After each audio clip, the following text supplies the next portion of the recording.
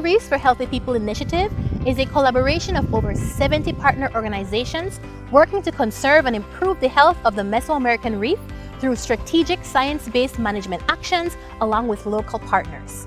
In this 2021 Eco Audit, we evaluate ourselves, the people entrusted with taking care of the Mesoamerican reef. This Eco Audit evaluated the extent of implementation of 28 recommended management actions. Each is assessed with specific grading criteria and backed up by verified documentation. They are grouped into 7 general themes, with each country receiving a comparable grade. This is our 4th Eco Audit, spanning a decade of conservation effort.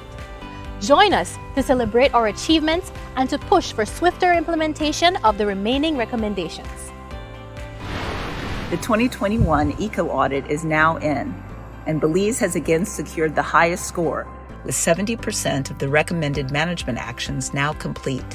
This is followed closely by Honduras, Mexico, and Guatemala. Since our last Eco Audit in 2016, the regional score increased from 62 to 66%, with Honduras and Guatemala having the largest gains. 12 of the indicators increased, 10 remained the same, and 6 actually declined. Sewage and sanitation finally had a substantial increase, going from 46 to 56%, with all 3 indicators having an increase. Ecosystem-based fisheries increased from 60 to 72%, with parrotfish protections now across the Mar and several other increases in the protection of fish spawning aggregations. Marine protected areas, though, actually had a decrease from 70 to 66%, primarily because we finally adjusted the criteria up to our actual target of 20% in full protection. Private sector engagement is now our lowest scoring theme, indicating an urgent need, but also an opportunity to develop stronger alliances with businesses. We are delighted to announce 2 new private sector agreements that will support the Healthy Reefs initiative.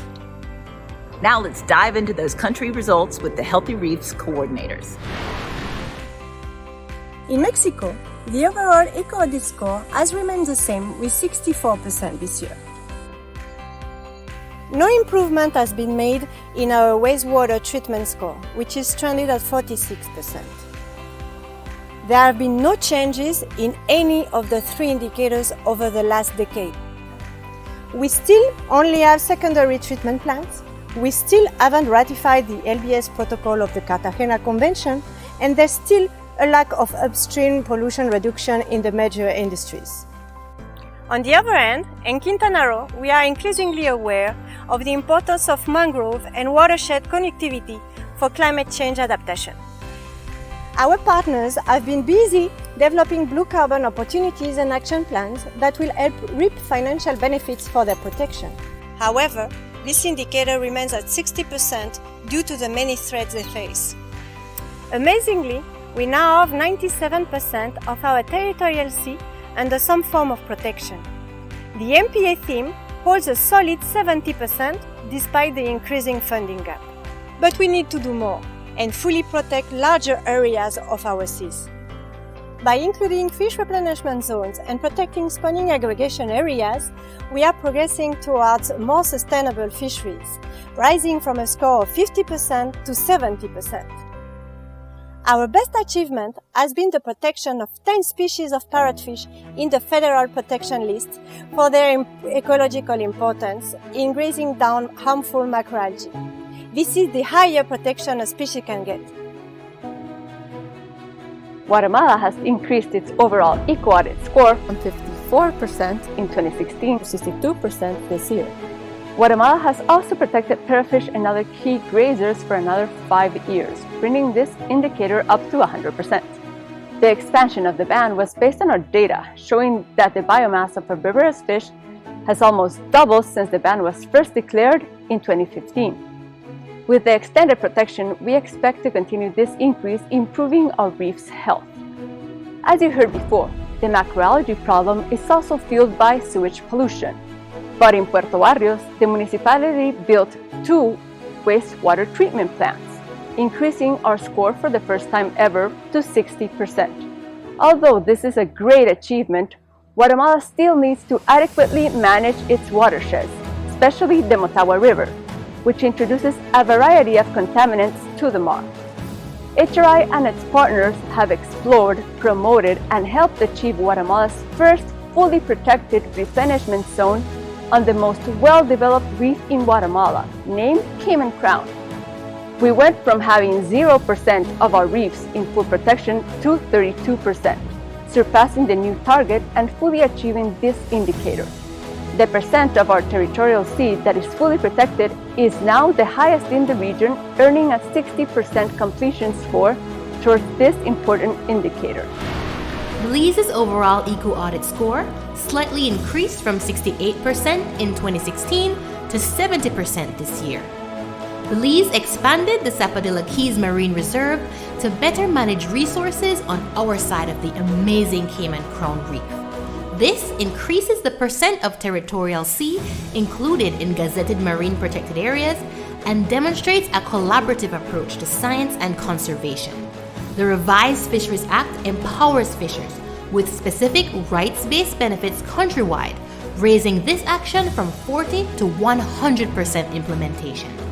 We now have a total of 8 recommendations that have been fully implemented, more than any other country.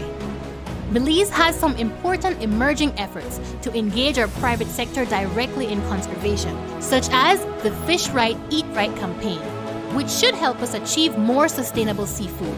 But overall, there is not a high level of private sector engagement or incentives offered by the government. Belize also urgently needs to improve sewage treatment facilities given our growing population, and this indicator has not improved at all over the last decade. In Honduras, the overall Eco Audit score increased from 60% in 2016 to 66% in 2021. One of our most important successes for Honduras was the ratification of the Cartagena Convention and its wastewater protocol in 2018.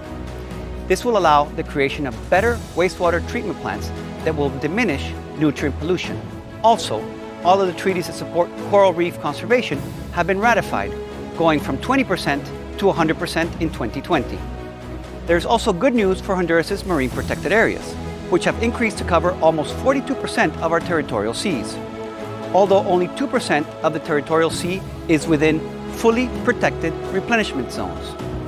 These MPAs are now also supporting economic alternative livelihoods for fishers, with the implementation score doubling from 40% to 80%. Yet, there are still important steps that need to be taken, such as improving the management and patrolling of our protected areas, which is a score that actually decreased from 60 to 20%. The private sector also needs to be more involved in marine conservation actions, and a stronger alliance must be established between the governmental entities, private and civil sector, as there has been no change in this score, one of the lowest in the entire Eco Audit. Only half of our protected areas have minimal private sector support, and the other half receive no support at all. There is more work to be done to identify and protect bleaching resilient reefs and to implement carbon sequestration strategies. Given the escalation of climate change impacts, we need to increase the pace. Thanks, team. We can all celebrate these management actions and the fact that HRI is evaluating both ecosystem health and management. Unfortunately, improving from a 54 to 66% implementation over a whole decade really just isn't good enough to protect reef health. At this rate, it will take 30 more years to finish these management actions, many of which have been under discussion and on the table for over 20 years already. Our reefs just do not have the luxury of all this discussion time. The stressors of global climate change, pollution, and overfishing continue to increase. Protection requires money and sustained effort. Governments, scientists, community members, and the private sector need to work together and pick up the pace of implementation if we are serious about protecting this reef. Our strong collective of over 70 partners within Healthy Reefs for Healthy People are continuing to push for faster implementation of the actions needed to safeguard our reef. We are using modern and innovative techniques to restore corals, as well as ecosystem functions like herbivory.